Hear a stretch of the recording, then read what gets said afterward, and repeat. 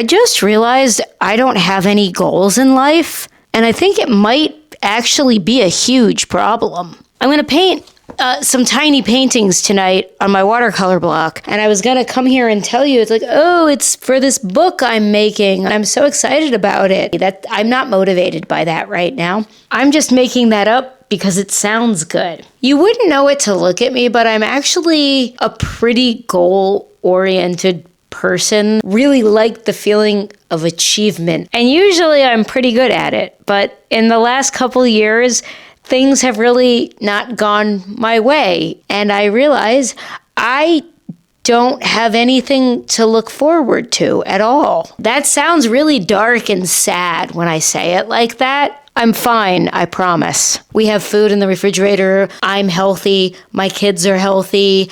Like, I don't mean to make it sound like it's terrible, but it isn't going anywhere. So I was thinking tonight about trying to sit down and write down some potential goals. I was maybe you guys can help me with this. This is the kind of thing I'm always helping other people with, but I don't know how to do it for myself. A goal is not just something you want. A goal has to be specific. It has to be measurable. It has to be something you can realistically attain. And you have to set a time limit on it. Like, goals have specific parameters. I want to have 20,000 subscribers in that, I don't know, some date 6 months from now or a year from now or something. That sounds like goal setting, doesn't it? Bitch, if I knew how to get 20,000 subscribers, I would have them. So you have to break the goal down into smaller, more digestible pieces. Something that, like, I believe I can achieve and I know what the immediate steps are. Because it turns out that reality doesn't care what my feelings are about my goals. I can't control whether or not you subscribe to this YouTube channel, though I highly recommend you do. The object of the game in life is not to get a great job. The object of the game is to be happy. Would I be happier if I just stopped trying? Like, happiness is just lowering your standards. Happiness is just settling for something. Let's just paint.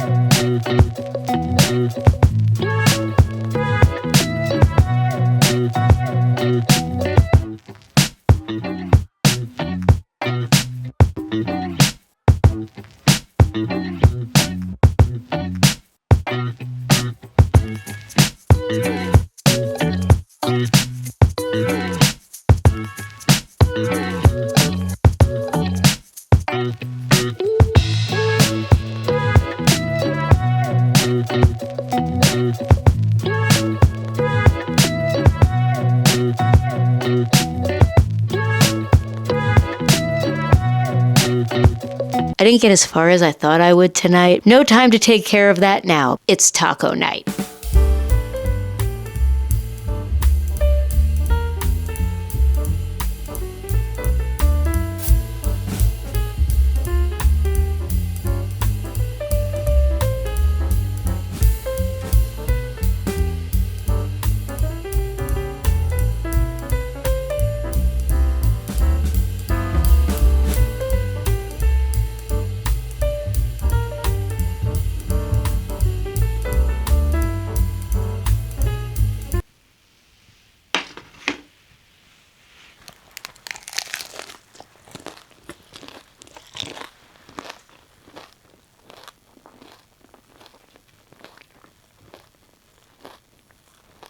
So before we get to writing down my goals, and I just wanted to take a minute to say thank you so much to everybody who watched the last video. And a number of people left like very sweet, supportive comments and gave me a lot of very practical feedback on that video. Like, I don't have words to express to you how much YouTube comments actually mean to me. In a time where we are all feeling so weird and so scared of everything and so isolated, my comments really help me feel like I am connected to other people and like I am part of a community, which is how humans are supposed to feel. Also, thank you to the person who left me this comment the other day, which was not so supportive, but I'm going to need you to be a little bit more specific. Am I weird? Is the subject matter weird?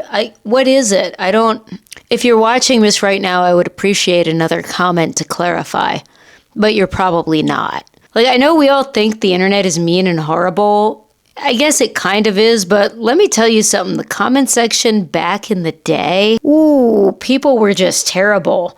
My favorite hate comment I've ever gotten was on a video I posted in 2019 that was called something like how to move to Las Vegas without a job, or how to get an apartment in Las Vegas without a job, which is not a good idea. It's absolutely something you should not do. But I did it, and I posted a video telling people how I did it, and that video got something like 19,000 views. It's the most watched video I've ever had on YouTube. But one of the comments I got was, I can't tell if you're transgender or just white trash. Me neither, sweetheart. I have like severely lacked discipline in my life. It sounds like I'm making a moral judgment about myself, or it's like something really critical, but I just mean it as an observation. When I want something, it's like, I describe it as like a kind of a fever that just takes over me. Like something really takes over me, and like my whole world becomes about achieving that thing. Like when I wanted to go to art school and I did it, and I wanted to do really well in the software boot camp and I did it. Or when I wanted to move to Las Vegas and I got an apartment and I didn't even have a job. And I think just the last couple years has really shaken my confidence, not in my ability to get the things so much, but my confidence in my ability to choose the thing. I ended up moving to Delaware. I spent a lot of time kind of reflecting on all the things that had happened and the choices I made that had gotten me here. But that whole series of experiences led me to believe that I was just not very smart and not good at selecting goals. I was not good at choosing which things I should go after in life. And if that internal compass is broken, how can you have discipline? I do solemnly swear that in the next clip, you are going to see me writing down my goals. First, we're going for a walk. We are going to take advantage of this unseasonably nice and warm afternoon to get outside and get some fresh air together in the middle of winter, because that is fucking healthy. Do you understand me? Sorry, I don't know why I'm yelling at you. Here's the tricky thing. My problem is not that I don't know what I want. I know exactly what I want.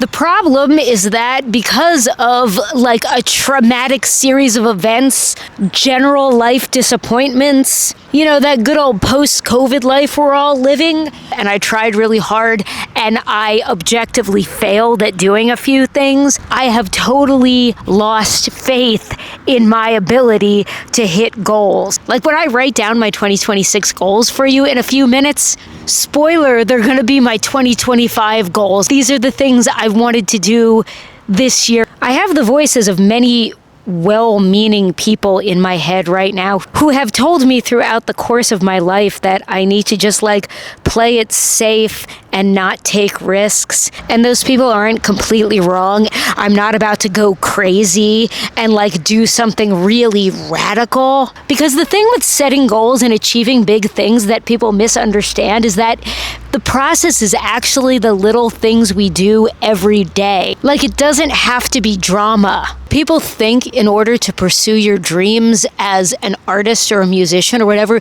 you have to like quit your job and just risk being poor. It's not that serious. You don't have to deliberately put yourself into poverty to prove that you're taking risks and you're making decisions. It's more a thing of we just have to accept that we need to make choices in life. If you don't decide things, life is just going to decide it all for you, and you're going to end up just wherever the wind blew you. All right, the next time you see me, I'm going to be writing down the goals. My neon pothos died. I am so f***ing upset right now. I watered it. It had good light. Like, the other one's doing fine. I don't understand. Yes, I know I'm avoiding the goal. Move. But I can't just be like, move somewhere. Move where? That's vague. Move to California. But what if I can't do that? What if that's unrealistic somehow? What if that doesn't work out? Then I failed at my goal, because like I can't make it too vague, but I also can't make it too specific. 60 million people live there. I don't know if California is like too specific. There's a part of me that feels like, no, I have to stay safe. I have to stay right where I am. And it's like, what makes this any safer? Get a new job. This sounds like a great, very doable goal for 2026, but this was also my goal for 2025, 2024, 2023, you guessed it, 2022. Do I really want a new job? No, but getting a new job is a step on the way to being able to like do this or something like it. Doesn't it sound sensible to just be like, oh, I'm going to get a better job, but I don't know. The economy. I was thinking I was going to write down, I want to get like X number of subscribers. But then I don't know, what is the number? 10,000, 5,000, 1,000? But then I was just like, monetize. I want to do that. I want to monetize my channel. This was also a goal of mine in 2018, 2019, 2020, 2021. I think 2022 was the year that I was and kind of gave up for a while, but then it came back in 2023. Let's not make it about money. 52, I'm going to post a video every week. The people who tell you how to be successful on YouTube will always tell you you have to post consistently. You have to post at least one video a week. I don't want to make my goals for being creative about a specific number of things. I don't want to get too, I want something measurable, but I don't want to get too caught up in these metrics that may not mean anything. I have made 207 videos in a calendar year, and my channel completely sucked. What do you guys think I should do? Friends and socialize in real life. In the last few years, as I have become more of myself, as I have become more confident, I do so much less masking of like my neurodivergence. What I have found is I want to be friends with my people. I used to be such a super people pleaser. I used to need to be the most likable person in every room I walked into, and I just don't need that anymore. I want to find my people again. I think they are on the West Coast. I have some fantastic people I know in Philadelphia. I can spend more time with them too. Really, I'm just like, I want to go here. And if I'm not going there, what's the point of going somewhere else? Learn to draw. I think I should have a goal to learn to draw. Proper technique, because then my paintings would be so much cooler. But it's also kind of just a distraction from like all of this. Does it make sense? Okay, that was a lot. I don't think I've ever gone off the rails like that on YouTube before. And you know something? I loved it. Do you want to talk about this painting for a minute? Because I did actually finish it. Yes, baby?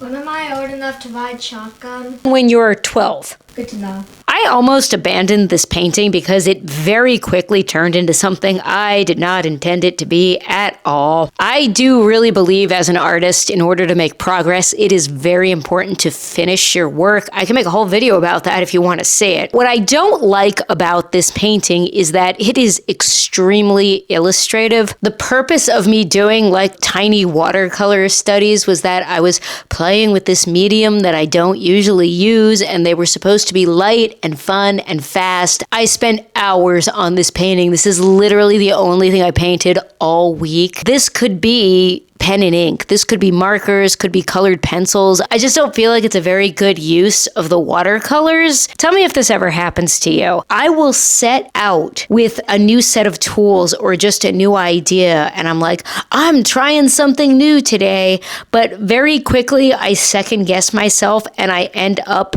defaulting to like doing the thing I already know how to do. Like, I completely defeated the purpose of even using the watercolor with this one. It's not the worst painting I've ever seen, but it took way too much time and I don't love it. I have 2 notes on the goals sheet. Number 1, I forgot to put the S at the end of the word goals, and I literally didn't even notice until I watched the footage back. And number 2, when I was recording that, I spent 15 minutes talking about this idea of making 52 videos next year. I already make a video every week. I've been doing that consistently for 2.5 years now. Like, why is that a goal? Making a video every week is such a part of my life right now. That's like saying I have a goal to keep breathing in 2026. And I do plan to do that.